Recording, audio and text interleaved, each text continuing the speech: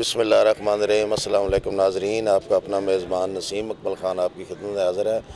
अच्छा, आज का हमारा सवाल है कि दुनिया में सबसे पहले कश्ती किसने बनाई सी? पूछते हैं लोगों से।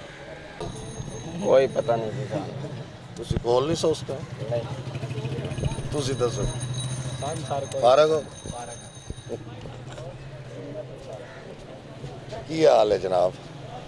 दुनिया सब तो पहले कश्ती किस बनाई सी? ए भाई यार पता है इन्हें को पूछो। ये उस वेले कौन है? हाँ जी दसो जी। नहीं सर जी, ये सब इलम ने इन्हें पता है। यार तू साहब इलम आदमी हो रे यार ना, कुत्ते तो कई ला दे नलाम तुक्का भी रंजे के पता चलो ट्राई मार। यार हुन मैंने के पता बहन जी, ये हंसदा रहा कोई पता नहीं सदियां तो कश्ती बनी आ रही है, ਅਸੀਂ ਉੱਥੇ ਕੋਲ ਤੇ ਕੋਈ ਨਾ ਹੱਸਣਾ। सोचो बनाई सी। ਦੱਸੋ ਜੀ ਪੜੇ ਹੋ ਤੁਸੀਂ? कोई नहीं बात दसो। ਕੋਈ ਨਹੀਂ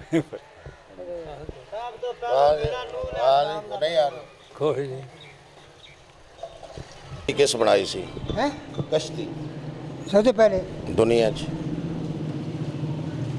कोई पता नहीं, मैं तो शायद अंग्रेज़ा बनाई होवे, अंग्रेज़ा बनाई होनी अंग्रेज़ा।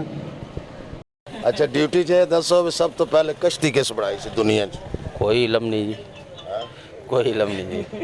नहीं भाई जी, अपने डावंड कोई फिलहाल तो लॉकडाउन की वजह तो जनाब हज़रत नूह अलैहिस्सलाम ने कश्ती दुनिया में सबसे पहले बनाई। हाँ जी, हमारा आज का सवाल था कि सबसे पहले कश्ती दुनिया में किसने बनाई थी। इनका जवाब दुरुस्त है, हज़रत नूह अलैहिस्सलाम ने। इसके साथ ही कैमरामैन बाबर शहजाद के साथ नसीम अकबल ख़ान आपसे इजाज़त चाहता है। हमेशा खुश रहें, दूसरों को खुश रखें, हमें दुआ में याद रखें। अल्लाह हाफ़िज़।